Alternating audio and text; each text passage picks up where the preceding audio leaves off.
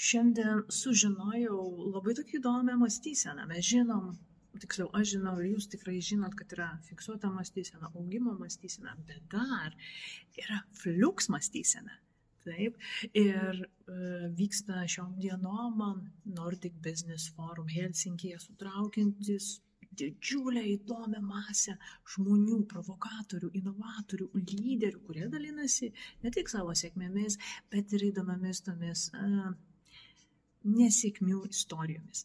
Ir šiandien aš sužinojau apie fliuks mąstyseną.